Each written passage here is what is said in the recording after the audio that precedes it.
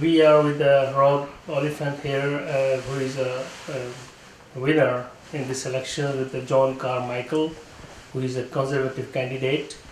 And this riding is basically a conservative are very much concerned about this riding, but Bob Oliphant is the winner, and we are with Mr. Bob. How you are feeling, Bob? I'm feeling very well today, and I want to thank the whole team from ARY Television, who is here in my own home in Don Valley West, and giving me a chance to speak about the election, which has been a great week. Monday, I think Canadians spoke, and they spoke very loudly and very clearly. And what started out in an election which was somewhat anybody but Stephen Harper was the feeling I felt early in the election. By the end of 11 weeks, people were saying only Justin Trudeau. So Justin Trudeau rose through those 11 weeks. He presented a very positive campaign.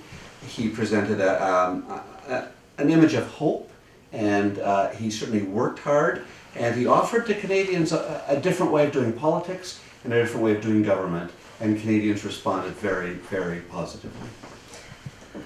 What do you think, Rob? What are the factors that you did unexpected results everyone is seeing, and about turnout was very good, and the way you won the election is a majority party now?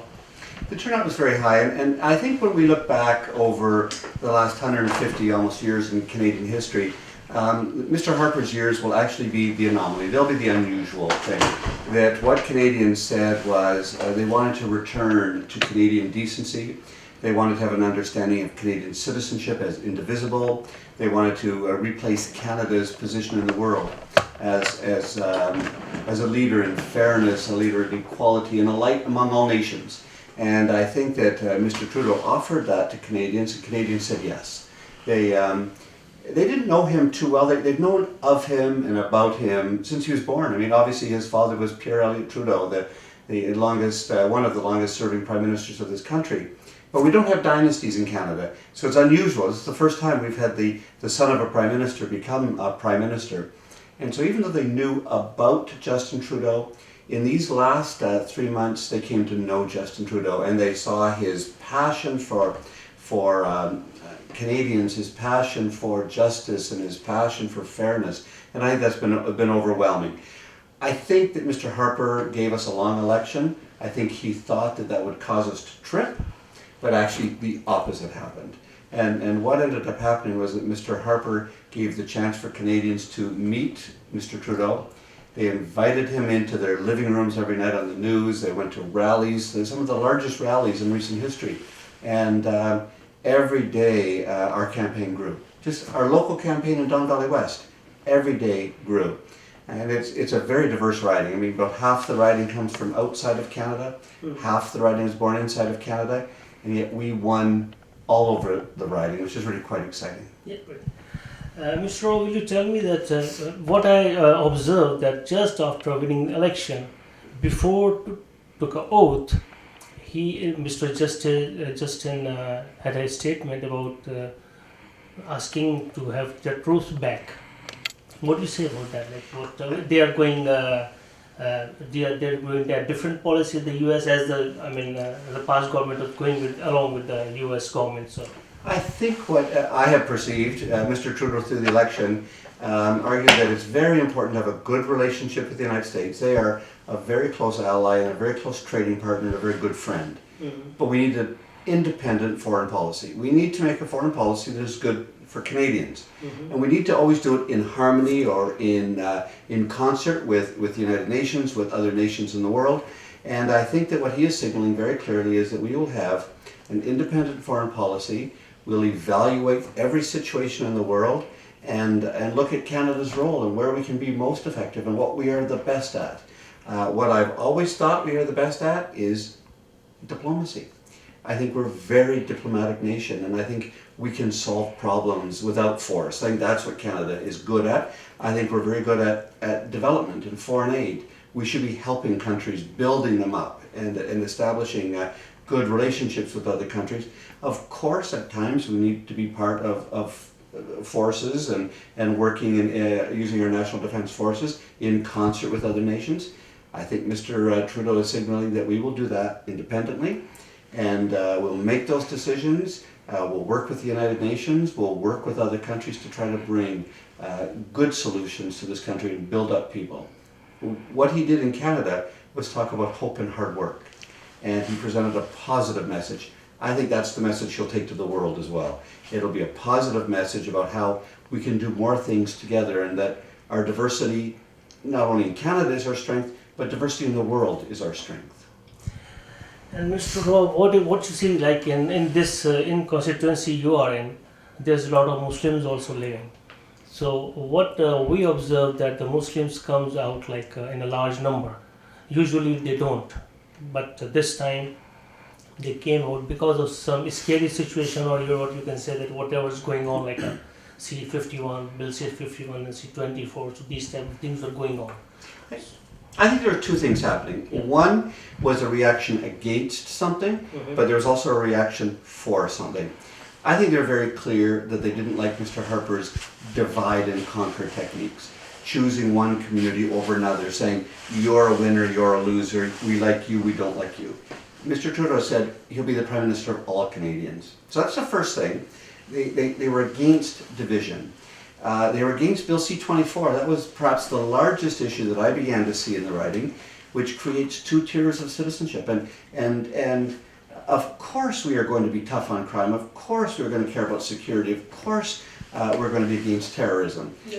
But at the same time, we're going to make sure that Canadian citizenship is indivisible. That if a Canadian does a crime, no matter what the crime is, they should be punished. Yes. But they don't lose their citizenship. Yeah. And I think that that's what we heard in our writing. Bill C-51 was a little more mixed. Some people liked it, some people didn't like it. Again, the strong concern was that we needed an oversight process, and we needed to make sure that our rights were protected, not only our security. And let's be very clear, the issue of the niqab was raised, and head coverings and face veils. And Canadians have rejected Mr. Harper's approach to isolating certain religious groups, certain practices, and Mr. Trudeau has said that a Canadian is free to worship and do the customs of their religions and their cultures in Canada. We're a multicultural country, and not only the Muslim community, but many Canadians have said, we will not go down that road of legislating what people wear. And I think Canadians have spoken clearly about that and loudly, and I think it's exciting because we're a country of generosity. We're a country of tolerance. We want to make a difference in the world, and our comparative advantage is that in Canada, we have people from all over the world. And so if we want to develop a trading relationship with a country, we can start at home. We can actually start here. We have people in this country who can develop and foster our trade and economic relationships with Pakistan. We have people here who speak the languages, Urdu and other languages of Pakistan, and can understand how business works and how we can have a mutual beneficial relationship so that Pakistan and Canada can benefit from increased relationships. We can do that around the world, whether it's in the Philippines or China or India, Africa, anywhere in the world. Canada has a competitive advantage because the world is in Canada, and that helps Canada be in the world. And so I'm very excited. I think Mr. Trudeau sees this as a beginning of a new age. I think Canadians, whether they were Muslims or Hindus, whether they were Jews or Christians or Sikhs or atheists, all across this country, we've had people say, we want to be part of a country with a Prime Minister who offers a positive message, brings people together, unites our country, and then we can approach the world with the kind of respect and the kind of dignity that I think the world is looking for from Canada. What about the immigration policy, which is, I believe this was, they are not following the previous government is not doing as much like people expecting from the government. What do you think? Canada is a country of immigrants. Unless you're First Nation, you can trace your roots back somewhere. On my mom's side, it was back to the 1700s in Canada. My father's side, more recently. We have newer immigrants as well. And what the Conservative government has tended to do is they see an immigrant as an economic unit, as a worker. We see everyone who comes to this country as a potential citizen, as someone who's going to build up this country, who's going to work in the economy, but also work in our cultural fabric and work in our sporting and recreational life and build up the citizenship of this country. And I think that Mr. Trudeau has caught the pulse of Canadians. Our immigration policies were very clear that the immigration system is broken. That Mr. Harper has narrowed it down and has approached it as though guilty until proven innocent. And what we're saying is we should welcome newcomers to this country. We need workers. We also need citizens. We have a big country, and we need to welcome people from all over the world. And they need to be about the building of this country. And I think it's quite exciting. So we're going to bring in some very quick measures, I hope, around family reunification, around spousal sponsorship, around increasing the number of points you can get to sponsor a brother or sister, making sure that if someone brings their wife or husband over, that they become landed right away instead of having to wait. We have to make sure that citizenship happens more quickly and more efficiently. We also have to work on the refugee issue. I'm a Canadian by chance. I was born here. I'm lucky. Yeah. I didn't make an oath of allegiance to Canada. I didn't swear anything. I just came. My parents were here. I was born. I'm a Canadian just by chance. Others are Canadians by choice. They've looked at their options. They could choose Australia or Great Britain. They could go to Italy or Africa or the United States. They've chosen Canada, and they've built their families here, and they need to be honored that way. They're Canadians by choice. We also have Canadians by compassion. People who did not choose to leave their country, but it was torn apart in war, or by famine, or distress, civil war, or international war. And Canada has to make sure we have a place for our fair share of those refugees. And that'll build this country. I've been involved in refugee sponsorship most of my life.